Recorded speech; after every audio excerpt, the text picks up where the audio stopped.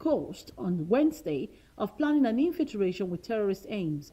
Border guards shot dead 4 people and injured the other 6 on the boat, the Cuban Interior Ministry said, alleging that those aboard the Florida-registered vessel had fired first. We have our embassy on the ground in Havana working this as we speak, asking for access to the people that were on those vessels, if they were American citizens or permanent residents. And poverty level in Iran is soaring as the government imposed an internet blackout in early January as part of a brutal crackdown on nationwide protests. Many families suddenly found themselves with no income. Protests have begun as a reaction to the spiraling cost of living and soon focus on the whole regime whose policies people blamed for their difficulties. The economic situation has worsened in the weeks since the protests erupted. That option is not ideal. It's the lifeline of Iran and its neighbor. They don't want to go to that direction. But if Iran is to be destabilized to a bigger extent, and we don't know what comes next, then I think that's a doomsday scenario. How could we leave? Some people might have a lot of savings or be in a good financial position. Maybe they can leave, but not for us. Personally, I don't think we're going anywhere. More than 1,000 councillors in England have signed a pledge in support of Palestinians ahead of the local elections in May. Launched by the Palestine Solidarity Campaign in December, the Councillor Pledge for Palestine is urging politicians to take steps to uphold the rights of Palestinians, stand up to Israel for its crimes of genocide and apartheid, and ensure their councils are not complicit. Since December, more than 1,000 councillors from Labour, the Greens, the Lib Dems, the SNP, Plaid Cymru, your party, local parties, independents and Conservatives have pledged to end this complicity. They join more than 30 local councils that have already backed the call to divest pension funds from complicit companies. And we're not going to stop here. In the May local elections, we'll be encouraging candidates to make this pledge too, building on this momentum.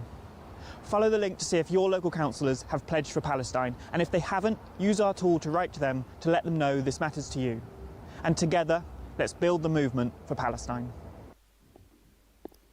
Denmark will hold a parliamentary election on the 24th of March, the Office of Prime Minister Mette Frederiksen has said. The announcement on Thursday came as Frederiksen seeks to capitalize on an increase in support for our defiant stance against United States President Donald Trump's push to take over the Danish semi-autonomous territory of Greenland for national security reasons. And a Greek court has sentenced 4 people, including 2 Israelis, to prison over a major wiretapping scandal involving the illegal use of Predator software to target dozens of politicians, journalists, business leaders and military officials. Dubbed the Greek Watergate by local media, the scandal engulfed Greece in 2022 following allegations by opposition party leader Nikos Androulakis and journalist Thanasis Kokakis that they had been under state surveillance via phone malware. This regards, of course, national security. Yes, national security is a member state competence. However, when guaranteeing national security, member states must apply relevant EU law, including the case law of the European Court of Justice when doing so.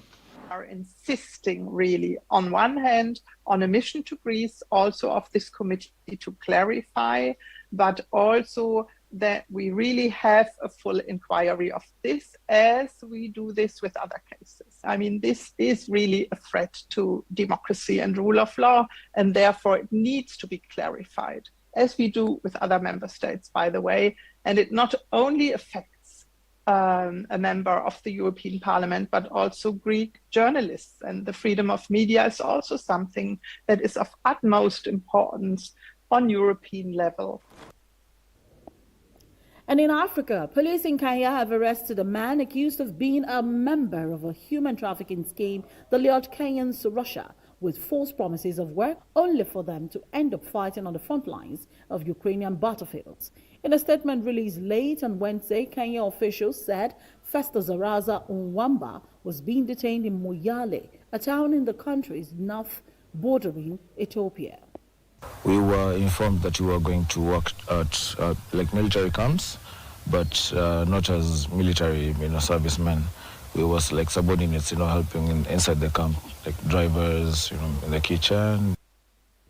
And China's medical device enterprises and leading hospitals showcase cutting-edge products and frontier clinical solutions at the World Health Expo Dubai 2026, where the China Pavilion stood out as one of the most popular sections.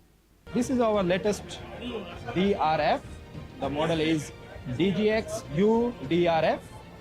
It has a U-arm with the dynamic flat panel detector, so we can cover radiography as well as fluoroscopy in one machine. This is our TomoSenses compatible dual head workstation. We have 3 monitors for this. 1 is for work list and 2 is for viewing and reporting. This is our top of the line mobile DR. It has a backup of 30 kilometers in single charge, and you can do 300 exposures. It has button provided on the handle to unlock all the movements of the column, telescopic up down.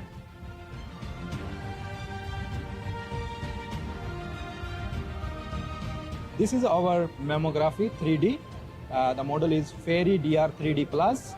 This machine is with tomosynthesis. It's an 8 kilowatt machine. All the movements of the gantry is motorized and controlled from our software. A former U.S. Air Force fighter pilot with more than 2 decades of experience with nuclear delivery systems and aircraft, including advanced F-35 stealth jets, has been arrested and charged with conspiring to help Chinese military.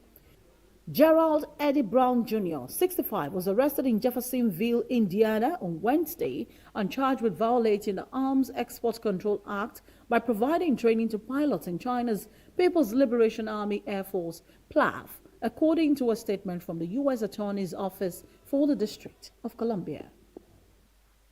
And lastly, in sports, Cristiano Ronaldo has bought a stake in Spanish second division football club Almeria, according to a consulting firm representing the Portuguese athlete. Brunswick Group said in a statement on Thursday that Ronaldo bought a 25% share of the club, a Saudi Arabian owner. And that's it on the World 24/7.